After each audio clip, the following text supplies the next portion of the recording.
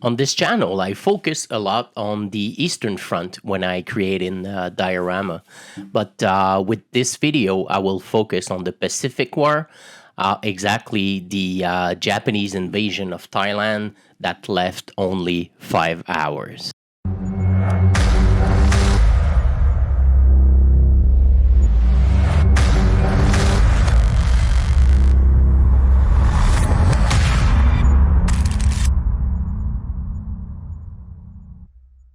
Like every diorama that I do, I always basically do a base of XPS foam.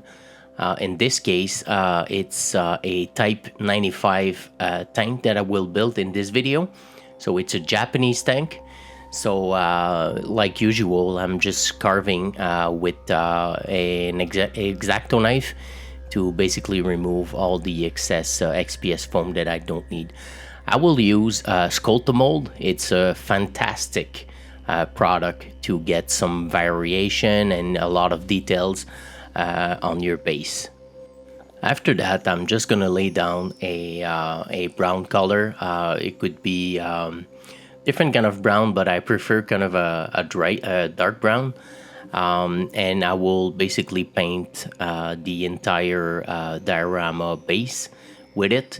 And after that, I will just focus on the rock formation on this diorama using a dark gray.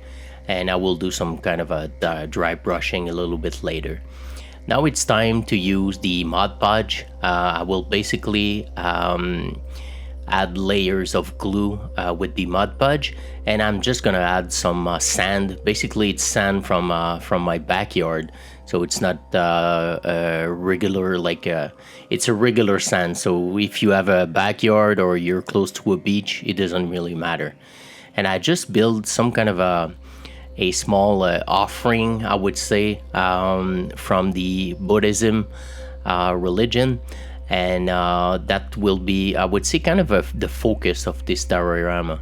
And I will put the link in the description below or on my Patreon page if you want to download the STL file that I did with this Buddha figure. So I'm just gonna finishing adding some sand to my diorama. That will be the base for everything.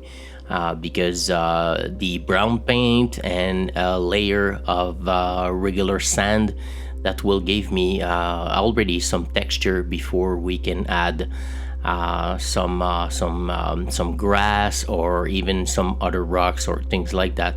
So by adding sands, it's already gonna give you some really good texture. I'm just gonna add some isopropyl alcohol to make sure that our next mix, 50% PVA glue and 50% water, will flow properly on in all the crevices, and make sure that it's gonna bond the sand properly to our diorama base. And by removing the excess mixture of water and PVA glue, this way it's gonna be, basically you don't have to really do it because it's gonna dry really matte, but I love to remove it a little bit because it's gonna dry faster. So now we're basically doing what we call the static grass. In this case, I'm just gonna apply some PVA glue instead of Mod Podge. It's basically sticky. It's thicker than regular PVA glue because the water consistency is a little bit less than PVA glue.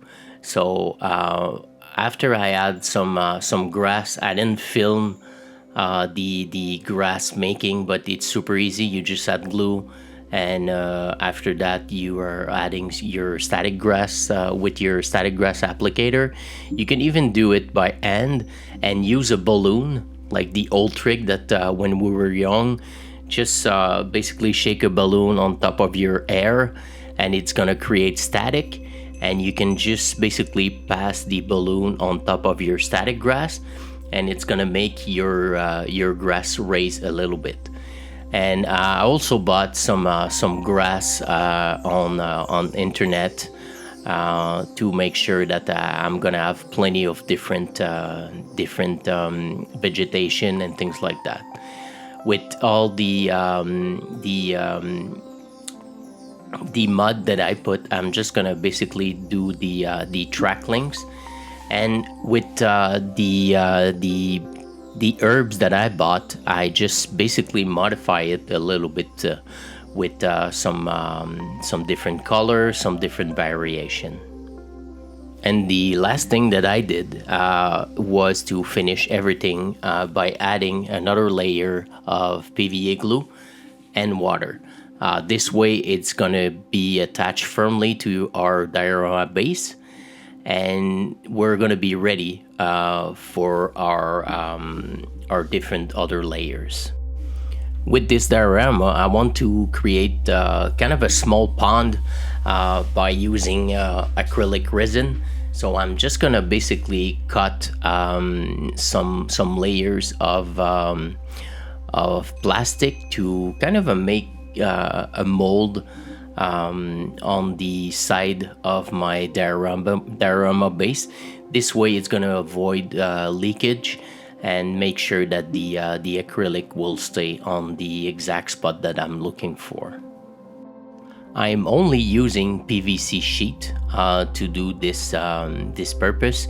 It's a lot easier, and when you basically stick it to with a glue gun, it's gonna fix the PVC sheet properly, and this way you're gonna avoid leakage.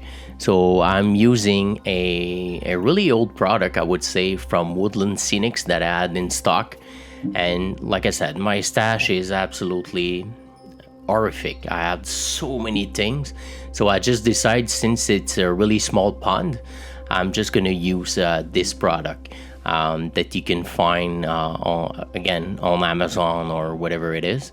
It's a super nice product, and honestly, since I don't have a lot of water to do, it's amazing, and it's gonna work properly for me. The key here is to put the acrylic resin slowly, and just take a look on all the different sides when you put the PVC sheet, just to make sure that it's not gonna leak, because if it's leaking, it's gonna make a mess like crazy. And I'm just gonna remove bubble. I'm just using a regular lighter, but you can use a torch or something like that. It's gonna be a lot easier. And with my hobby knife, I'm gonna remove the excess and make sure that it's going to be uniform and nicely fit into my diorama base. Now I'm just going to add some kind of a really small wave. I'm using again you can use PVA glue, but it's a lot easier with Mod Podge. And to mimic the wave, I'm just using my airbrush without paint, obviously, and just mimic some wave by just using the air pressure. Now that the base is done, I'm just gonna start working on the Type 95. It's a Japanese tank during World War II. I will do a separate video on how I build this tank and how I paint it, weathering and everything like that.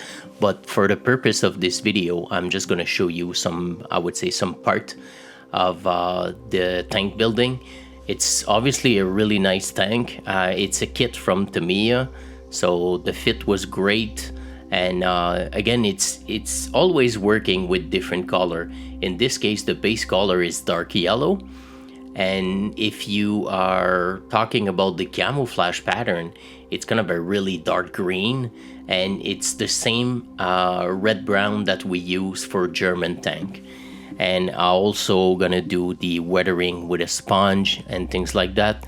But like I said, if you take a look at my other video on my channel, there's so many tips and tricks about weathering, about how I build different tanks. So it's kind of the same thing. So that's why in this video, the plan was to show you the diorama. And voila, the Type 95 is built.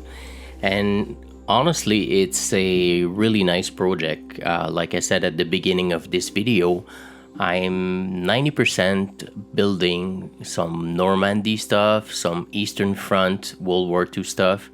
So for me, that was a blast, and it's a commission work that I did from one of my subscriber. So he wants me to build something like that. So I had a blast. I hope you enjoyed this one, and we'll see you in the next one.